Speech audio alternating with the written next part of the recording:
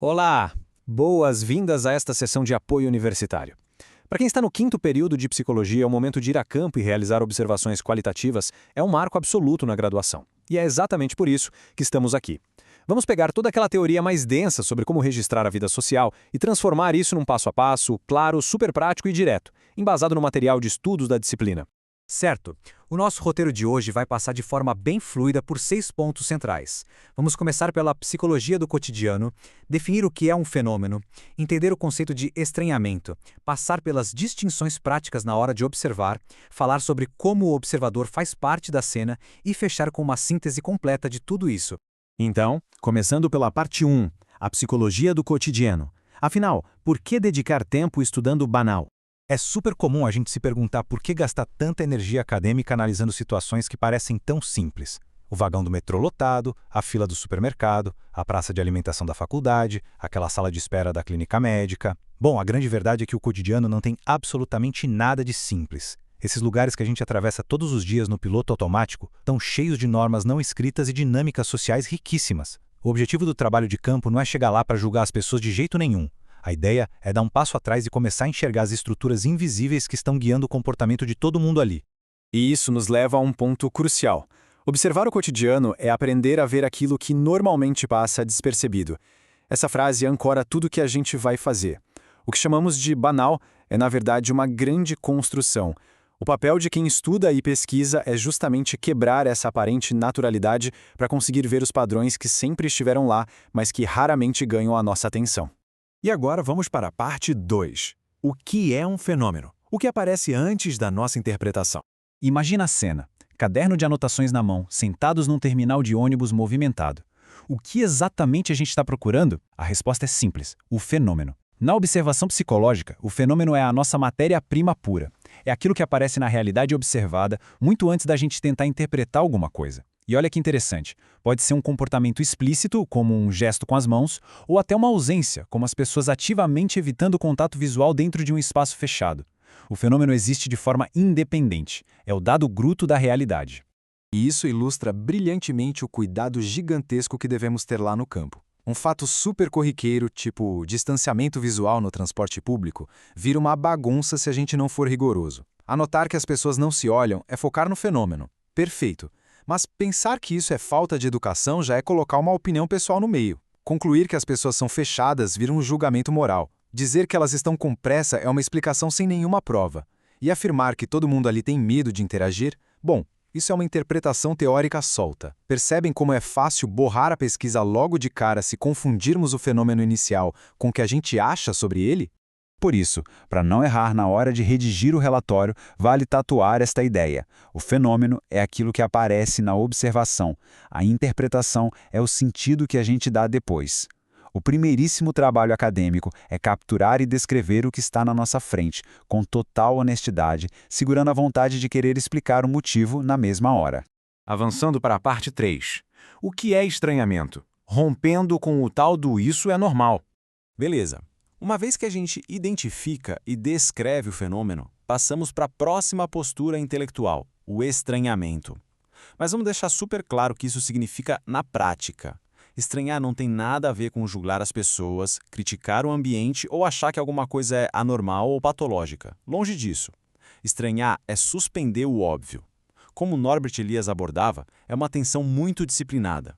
É pegar algo que nos é absurdamente familiar e transformar isso num exercício de reflexão.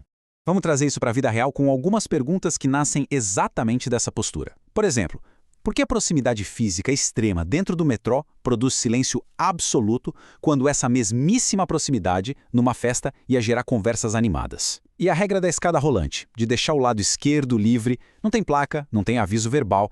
Então quem ensinou isso pra gente? Ou o uso constante do celular no ônibus? Será que é só as pessoas querendo se isolar ou é uma forma quase coreografada de gerenciar o próprio espaço num lugar lotado? O estranhamento transforma qualquer ida à padaria num quebra-cabeça sociológico fascinante. Resumindo essa ideia maravilhosa, estranhar é transformar aquilo que parece normal em uma pergunta. Essa é a verdadeira mola propulsora da pesquisa. É quando a gente para de ser só um observador passivo e começa a movimentar a roda do pensamento científico. O que nos leva para a parte 4, distinções práticas na observação. construindo o relatório acadêmico. A teoria é muito empolgante, claro, mas como a gente organiza isso no papel na hora de entregar o relatório? Existe uma estrutura metodológica super clara para seguir. Primeiro de tudo, a descrição. Literalmente, o que aconteceu ali. Depois, a gente isola o fenômeno a partir do que se destacou. Na sequência, um alerta vermelho enorme para inferência, que é atribuir causas que a gente não observou, algo que tem que ser evitado ao máximo nesse começo. E por fim, o estranhamento, que é a nossa reflexão propriamente dita, sempre em forma de inquietação. E aqui está a armadilha onde muita gente escorrega logo na primeira saída a campo. Uma descrição adequada seria: a maioria olhou para o celular ou para o chão, sem conversa. Ponto. É um fato puro, visual. O oposto disso, uma inferência inadequada, seria registrar: as pessoas estavam com medo e queriam se isolar. Cuidado com verbos como querer, sentir e estar com medo. É impossível adivinhar a emoção íntima das pessoas só observando do outro lado da rua. Durante a etapa descritiva, focar no achismo derruba o valor do relatório. A regra de ouro é simplesmente esta: na observação, primeiro descrevemos, só depois pensamos sobre o que foi descrito. Misturar essas duas coisas na mesma frase compromete a confiabilidade dos nossos dados. Fica impossível saber o que realmente aconteceu e o que a gente apenas imaginou.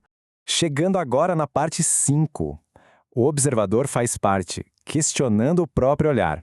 A observação em psicologia tem uma camada extra de complexidade e beleza. Diferente de uma câmera de segurança fria fixada no teto, quem está ali anotando não é invisível e nem totalmente neutro. A gente carrega uma bagagem inteira para dentro do campo de estudo, nossos valores, nossa história, e é vital manter um monólogo interno durante o processo. Que expectativas trouxemos de casa hoje? Por que justo aquele grupo ali no canto chamou atenção e não o outro? Será que o relato está limpo ou já estamos filtrando tudo pela nossa própria vivência? Reconhecer isso não deixa a pesquisa fraca, muito pelo contrário. Mapear os próprios vieses é exatamente o que caracteriza uma prática científica robusta e honesta.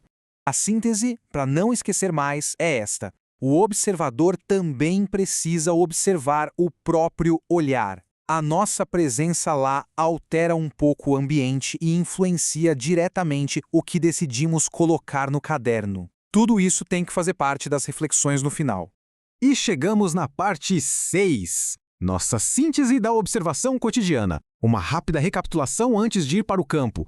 Caminhando para o finalzinho desta nossa sessão de estudos, vamos amarrar os conceitos vitais que devem acompanhar todo mundo na hora do trabalho prático.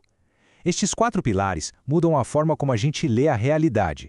Primeiro, ganhamos a habilidade de olhar o cotidiano e valorizar o óbvio. Depois, aprendemos a garantir o rigor do fenômeno, tirando fora as inferências apressadas do nosso texto. Terceiro, aplicamos a postura de estranhamento para questionar ativamente o que parecia inquestionável. E, por último, a prática da autoobservação, mantendo sempre em mente que também fazemos parte da cena analisada. Com todas essas ferramentas maravilhosas afiadas, a teoria ganha vida no momento exato em que a tampa da caneta é aberta lá fora. Sabendo agora como separar com precisão o que é fenômeno puro da interpretação que a gente cria depois, fica uma grande questão no ar. Qual será o primeiro estranhamento verdadeiro logo amanhã de manhã, no meio de uma viagem rotineira? A observação está apenas começando.